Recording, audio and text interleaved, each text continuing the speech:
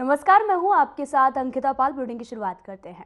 आज हम बात करेंगे मध्य प्रदेश के दतिया जिले के पीताम्बरा मंदिर की, जहां हमारे चैनल हेड ब्रजमोहन सिंह रघुवंशी ने मंदिर प्रांगण का भ्रमण किया है। वहां के वरिष्ठ संत महाराज जी से पीताम्बरा मंदिर के इतिहास के बारे में चर्चा भी की है। जी हाँ, मैं इस समय पीताम्बरी पीठ दतिया में हूँ। मध्य प्रदेश में ये स्थान है, मंदिर है और इस देश का सबसे भरोसेमंद अगर हम बात करें वो सिद्ध पीठ है, जिसमें ना कि सिर्फ इस देश के बल्कि पूरे विश्व के लोग आते हैं। और 2014 के बाद जब आदरणीय प्रधानमंत्री जी ने सनातन धर्म के प्रति और हिंदू धर्म के प्रति जो आस्था उन्होंने दिखाई थी और लोगों ने जिस प्रकार से उसको फॉलो किया था, आज उसका सजीव कहीं ना कहीं उसका आप उदाहरण देख सकते हैं कि पूरे देश में लोग सनातन धर्म के प्रति कहीं ना कहीं उनका झुकाव और बढ़ता जा रहा है। और इसी संदर्भ में आज हमारे साथ एक यहाँ के मुख्य पुजारी हैं, हम उनसे बातचीत करेंगे। महाराज जी प्रणाम। साधना चैनल को समय देने के लिए आपका बहुत बहुत धन्यवाद। मैं देख रहा था कि इस समय लगातार लोगों की भीड़ लगी है, तांता लगा है यहाँ पे भक्तों का, लेकिन आपने साधना को समय दिया, उसके लिए बहुत बहुत आपका पुनः धन्यवाद। सनातन धर्म, मंदिर, शक्तिपीठ, ये सब इन विषयों पर हमारे दर्शक आपसे जानना चाहते हैं। माँ पीताम्बरा बगलामुखी तंत्र शास्त्र में जो 10 महाविद्याएं हैं उनमें से एक हैं और यहाँ पर पूज्यपाद स्वामी जी महाराज 1929 में देश का भ्रमण करते हुए दतिया जब पधारे, उसके कुछ वर्षों बाद यानी 1935 में पीताम्बरा बगलामुखी देवी की उन्होंने स्थापना की। उस समय से लेकर के आज तक तांत्रिक पद्धति से भगवती का पूजन अर्चन होता है और राष्ट्र रक्षा के लिए पूज्यपाद स्वामी जी महाराज की ख्याति पूरे विश्व में व्याप्त है। 1962 में जब देश पर संकट आया था, उस समय स्वामी जी महाराज ने देश के कोने कोने से विज्ञ साधकों को बुला करके और यहाँ पर माँ बगलामुखी, माँ धूमावती का आवाहन कर उनका अनुष्ठान कराया था। अनुष्ठान पूर्ण होते ही देश को विजयश्री की प्राप्ति हुई थी और उस समय से लेकर के आज तक, चाहे वह कारगिल का युद्ध हो, चाहे कोरोना काल की महामारी हो, किसी भी समय जब देश पर किसी भी प्रकार का संकट आता है तो यहाँ पर हमारे पीठ के न्यास मंडल की ओर से निर्देश मिलता है। स्वामी जी महाराज ने यहाँ न्यास मंडल की स्थापना करा दी थी। उसी समय से यहाँ पर निरंतर अनुष्ठान इत्यादि होते रहते हैं। राष्ट्र रक्षा के लिए विशेष तौर पर अनुष्ठान होते हैं और वह अनुष्ठान गुप्त रूप से होते हैं। राज्य सत्ता की अधिष्ठात्री देवी हैं, इसलिए देश के कोने कोने से लोग यहाँ आते हैं, गुप्त रूप में आते हैं, आकर के चले जाते हैं। यहाँ पर माँ की कृपा सदैव सारे भक्तों पर बनी रहती है। अभी जैसे कि साधना चैनल के भाई हमारे पास आए और उन्होंने आकर के माँ से आशीर्वाद लिया, उनका पूजा अर्चना किया और आरती में सम्मिलित हुए और राष्ट्र के रक्षा के लिए, राष्ट्र की खुशहाली के लिए उन्होंने माँ से अर्जी लगाई, माँ से प्रार्थना की कि हमारा देश ऊंचाइयों पर पहुंचता रहे और देश का जो प्रतिनिधित्व कर रहे भारत के बहुत ही ऊर्जावान, तपस्वी, मेधावी, विद्वान प्रधानमंत्री जो नेतृत्व कर रहे हैं देश का, वो न केवल भारतवर्ष का, अब तो संपूर्ण विश्व उनको आज नमस्कार कर रहा है। उन्होंने सनातन के लिए जो कार्य किया है, बहुत लंबे समय से प्रतीक्षा में था हमारा भारतवर्ष कि रामलला आएंगे, मंदिर वहीं बनाएंगे और तारीख नहीं बताएंगे, मगर उन्होंने मंदिर का निर्माण कराया, प्राण प्रतिष्ठा कराई और सनातन को के लिए आज निरंतर कार्य कर रहे हैं। हमें पूर्ण विश्वास है, आशा है कि पूरा विश्व माँ पीताम्बरा के चरणों में नतमस्तक होता रहेगा, राष्ट्र का कल्याण होता रहेगा। क्योंकि ये यत्रास्ति भोगो नहीं तत्र मोक्षः, यत्रास्ति मोक्षो नहीं तत्र भोगः, श्री सुंदरी साधन तत्पराणाम भोगश्च मोक्षस्त करस्त एव। जो देवता भोग देता है वह मोक्ष नहीं देता, जो मोक्ष देता है वह भोग नहीं देता। भगवती पीताम्बरा भोग भी देती हैं, मोक्ष भी देती हैं। भुक्ति मुक्ति मवाप्नोति साक्षात शिव समो भवेत। बहुत धन्यवाद। समय बहुत कम है, माँ की अर्चना करने के लिए जा रहा हूँ। जय माई की। जय माई की। और ये हमारे साथ महाराज जी, तो आपको हम बताना चाहते हैं, आप अगर अपने घरों पे, अगर हमारे टीवी सेट्स पे इस कार्यक्रम को देख रहे हैं तो आपने सिर्फ इस पीठ के बारे में सुना होगा, लेकिन अगर उसको आप महसूस करना चाहते हैं और उसके फल स्वरूप आप अपने जीवन में परिवर्तन चाहते हैं तो एक बार अपना समय निकाल के जरूर आएं। और ये पूज्य गुरुजी हैं, अगर आप इनके संपर्क में आते हैं, आप इनका अगर आपको आशीर्वाद मिलता है, निश्चित रूप से आपको फल जरूर प्राप्त होगा। दतिया से मैं वीडियो जर्नलिस्ट रमेश जोशी के साथ बृजमोहन सिंह रघुवंशी, साधना चैनल के लिए। तो अब बढ़ते हैं आगे। आगरा में कई विकास परियोजनाओं का लोकार्पण, शिलान्यास और अनुसूचित जाति महासम्मेलन कार्यक्रम का आयोजन किया गया, जिसमें सीएम योगी आदित्यनाथ ने शिरकत की। तो सीधा आपको लेकर चलते हैं आगरा, जहां परियोजनाओं का लोकार्पण और शिलान्यास किया है।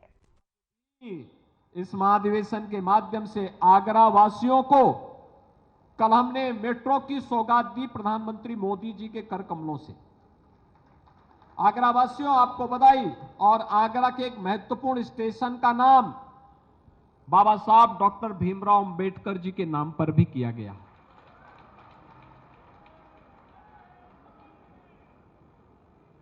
और यह समाज हमेशा दाता के रूप में काम किया है, तो आज 5200 करोड़ रुपए की परियोजनाओं की सौगात भी आगरा वासियों को उपलब्ध हो रही है। यानी एक बार फिर से हमारे इस अनुसूचित समाज ने तय कर दिया कि दाता की भूमिका है तो दाता ही भूमिका के रूप में वह काम करेगा, और आज भी वह उस रूप में कार्य कर रहा है। बंधुओं, उत्तर प्रदेश के अंदर हम लोगों ने तय किया है, प्रधानमंत्री मोदी जी की प्रेरणा थी, पहले से तय कर रखा है, अनुसूचित जाति से चुने हुए जितने भी हमारे छात्र हैं, स्कॉलरशिप की राशि 2016 की तुलना में दुगनी की जा चुकी है। उत्तर प्रदेश के अंदर जहां पे जो गरीब बसा होगा, अगर वह आरक्षित श्रेणी की भूमि नहीं, उस जमीन का मालिकाना अधिकार, उसका पट्टा उसके नाम पर वहीं पर करके उसको आवास की सुविधा से आच्छादन करने का काम भी किया जा रहा है। और अगर आरक्षित श्रेणी की भूमि है तो पहले उसको भूमि आरक्षित पट्टा दिया जाएगा, कब्जा करवाया जाएगा, आवास उपलब्ध करवाया जाएगा, तब फिर उनको यहां से पुनर्वास की व्यवस्था होगी। एक व्यवस्था, हर एक के पास अपना राशन कार्ड है, आज उस सरकार की सभी प्रकार की योजनाओं से आच्छादित होता हुआ आगे बढ़ रहा है और सम्मानजनक तरीके से अपनी प्रतिभा का लाभ देश और समाज को देने का काम कर रहा है।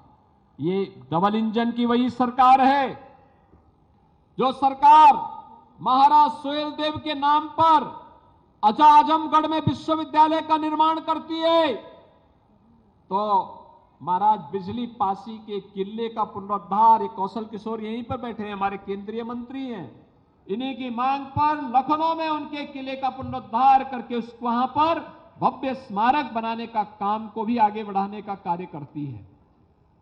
ये सरकार सामाजिक न्याय के मूल सिद्धांतों का सम्मान करती है और इसका मूल प्रेरणा है प्रधानमंत्री मोदी जी और भारतीय जनता पार्टी के हमारे राष्ट्रीय अध्यक्ष, जिनकी प्रेरणा से सरकारें प्रधानमंत्री मोदी जी के मंत्र को अक्षरशः जमीनी धरातल पर उतारने का कार्य कर रही है।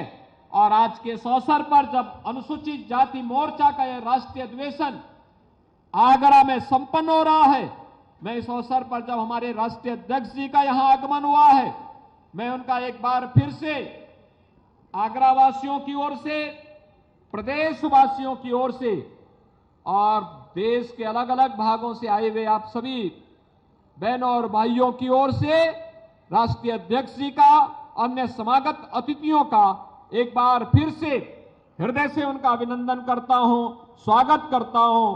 आप सभी भी अपने तमाम कार्यक्रमों और विघ्न बाधाओं को दूर करते हुए आगरा पहुंचे।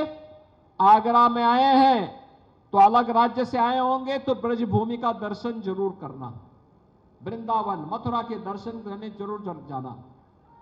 आगरा में बहुत सारी चीजें आपको देखने को मिलेगी। छत्रपति शिवाजी महाराज के शौर्य पराक्रम की धरती यहीं पे है और यहीं से हम लोगों ने छत्रपति शिवाजी महाराज के नाम पर एक म्यूजियम को बनाने के कार्यक्रम को भी आगे बढ़ाया है। तेजी के साथ एक कार्यक्रम आगे बढ़ेंगे, इस विश्वास के साथ आज यहाँ पे मंच पे हमारे तमाम जनप्रतिनिधि और प्रदेश सरकार के मेरे सहयोगी मंत्रीगण हैं। उन सब ने भी जो सहयोग किया है इस कार्यक्रम को आगे बढ़ाने के लिए, हमारे रामचंद्र कनौजिया को, लाल सिंह आर्य को और हमारे अन्य अनुसूचित जाति मोर्चा के पदाधिकारियों को हृदय से उनको धन्यवाद देता हूं और अपने सभी सम्मानित अतिथियों का स्वागत करते हुए अपनी वाणी को यहीं पे विराम देता हूं। मेरे साथ बोलेंगे जय श्री राम, जय जय श्री राम। बहुत बहुत धन्यवाद। अभी हमें अपने उत्तर प्रदेश के यशस्वी मुख्यमंत्री आदरणीय श्री योगी आदित्यनाथ जी का ओजस्वी उद्बोधन मिला। अब मैं इसी क्रम में सम्मान के साथ में, आदर के साथ में आमंत्रित करना चाहूंगा आज के अपने इस कार्यक्रम के मुख्य अतिथि हमारी पार्टी के राष्ट्रीय अध्यक्ष आदरणीय श्री जगत प्रकाश नड्डा जी को। कृपया वो आए और हमें अपना उद्बोधन दें। आदरणीय जगत प्रकाश नड्डा जी।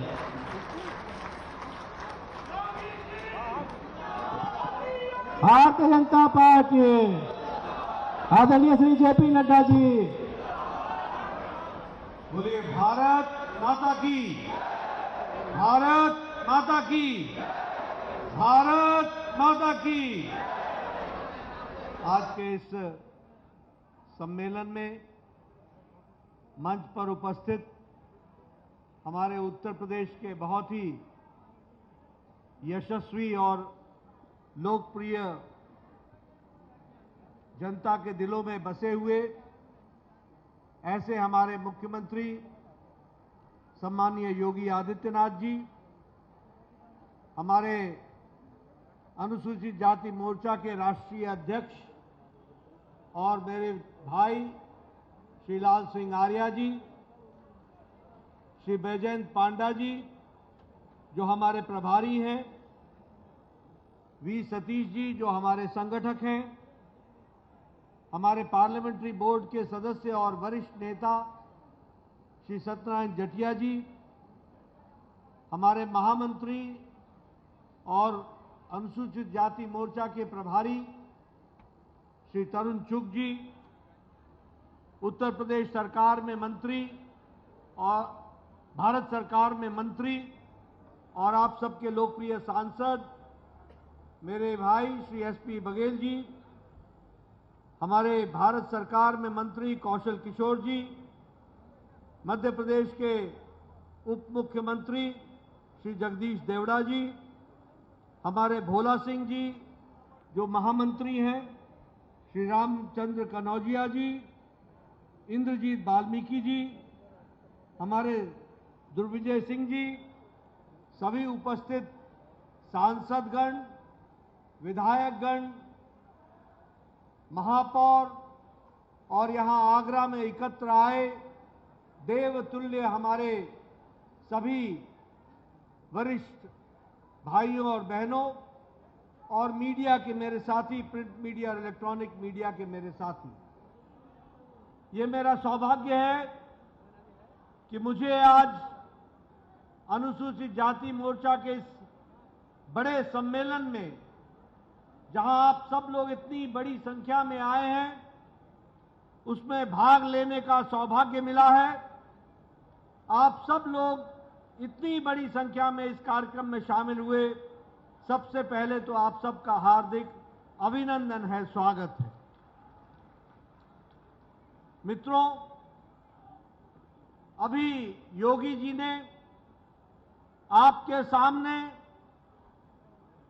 अनुसूचित जाति मोर्चा के लिए और अनुसूचित जाति मोर्चा के माध्यम से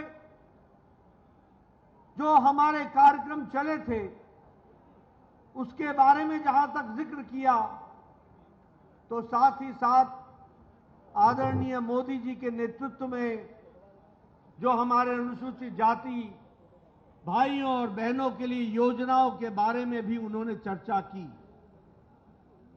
उन्होंने आपको बताने का प्रयास किया कि किस तरीके से हमारे भाइयों के लिए, बहनों के लिए मुख्य धारा में शामिल होने के लिए किस तरीके के कार्यक्रम चलाए गए, इसके बारे में भी उन्होंने चर्चा की है।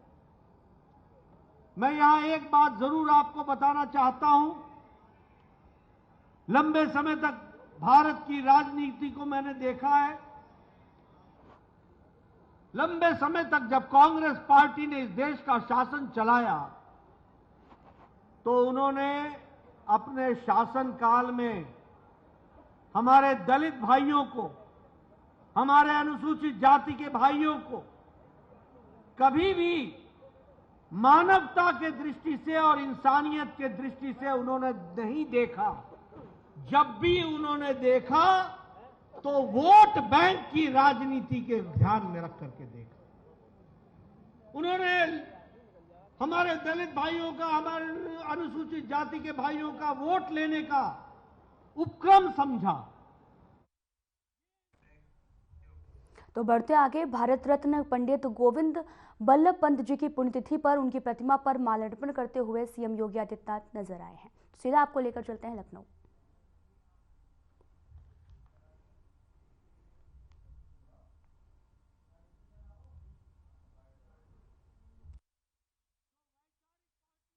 मित्रों, महान स्वतंत्रता संग्राम सेनानी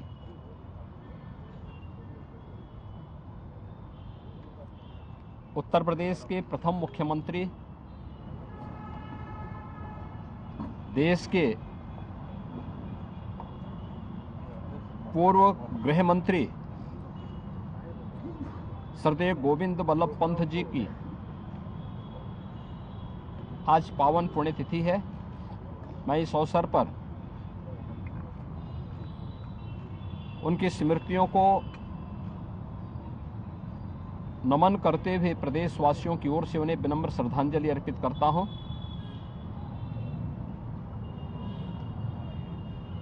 पंडित गोविंद बल्लभ पंत जी भारत माता के एक महान सपूत थे, महान स्वतंत्रता संग्राम सेनानी थे। गांधी जी के देश की आज़ादी के लिए समय समय पर चलाए गए आंदोलनों में उन्होंने अग्रणी भूमिका निर्वहन करने के लिए आज़ादी के आंदोलन में वे कूद पड़े थे।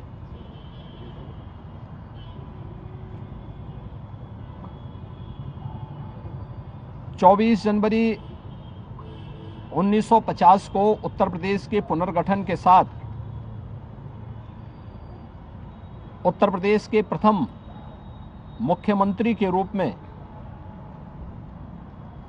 उन्होंने उत्तर प्रदेश की व्यवस्था को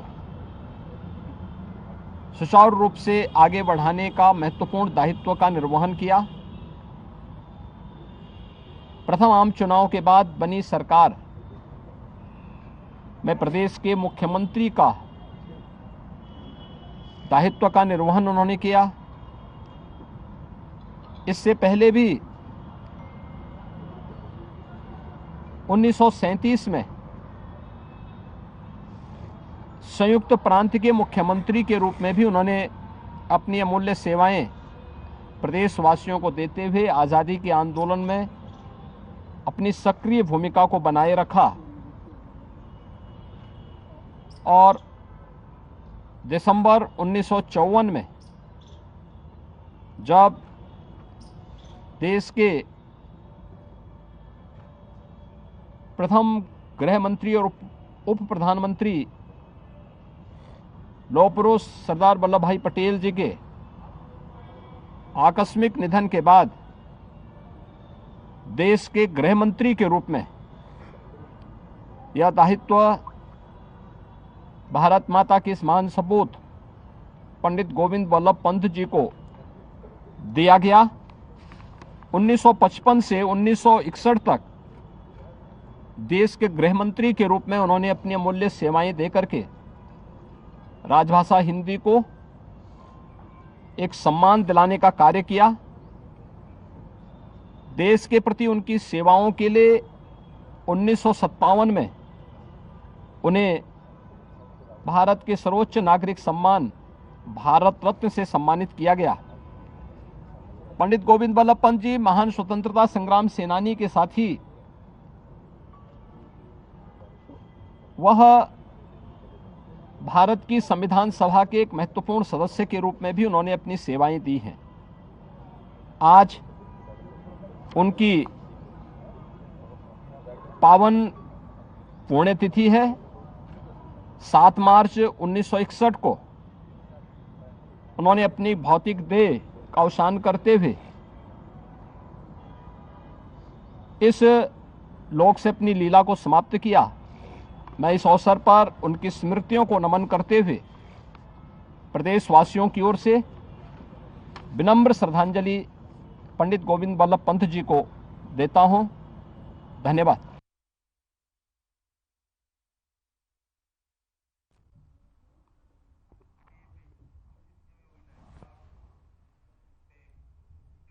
कृषकों को सिंचाई के लिए आपको बताते चले कि मुफ्त बिजली उपलब्ध कराए जाने के उपलक्ष्य में संकल्प की सिद्धि कार्यक्रम का आयोजन किया गया है, जिसमें सीएम योगी आदित्यनाथ ने शिरकत की है।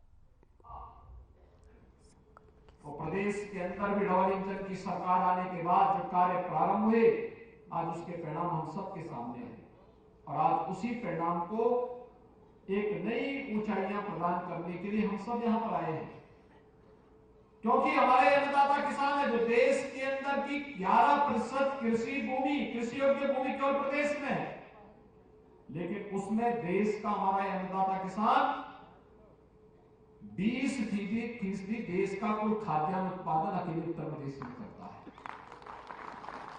यहां की उर्वरता, यहां के अन्नदाता किसानों की मेहनत को प्रदर्शित करता है। तो उसकी प्रति कृतज्ञता ज्ञापित करते हुए डबल इंजन सरकार ने जो कहा था वो करके दिखाया है। आज जब हम इस कृषक बिल माफी के कार्यक्रम को यहां पर मूर्त रूप देने जा रहे हैं, यह अप्रैल 2023 से ही लागू होगा और आज हम इसको आगे बढ़ा करके एक निरंतर देने जा रहे हैं। प्रदेश में निजी नलकूप, प्रदेश के अंदर 14,78,591 किसानों के पास ये निजी नलकूप है, जिसमें 13,48,093 निजी नलकूप किसानों के ऐसे हैं जो 10 हॉर्स पावर या उससे नीचे के हैं। 1,28,944 ऐसे निजी नलकूप हैं जिनकी 10 से 15 हॉर्स पावर क्षमता का के जो हॉर्स पावर के हैं और 8,923 ऐसे हैं जो 15 हॉर्स पावर से ऊपर के हैं। इस योजना में हम इन सभी को यहां पर लागू करने जा रहे हैं कि उनको हम इस ऋण माफी के कार्यक्रम के साथ जोड़ करके मुफ्त में उसके साथ जोड़ने जा रहे हैं और इसको हम लोगों ने 1 अप्रैल 2023 से ही लागू किया है। बहनों और भाइयों, गत वर्ष हमने इसके लिए 1500 करोड़ रुपए की राशि उत्तर प्रदेश के बजट में की थी। आपने वित्त मंत्री को इसीलिए लेके आए, ऐसा ना हो बाद में मुकर जाए।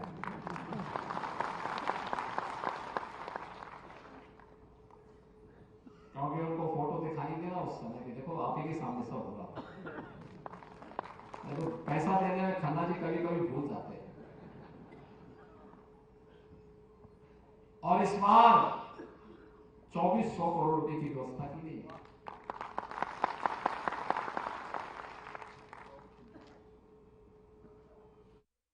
फिलहाल इस वीडियो में इतना ही। नमस्कार।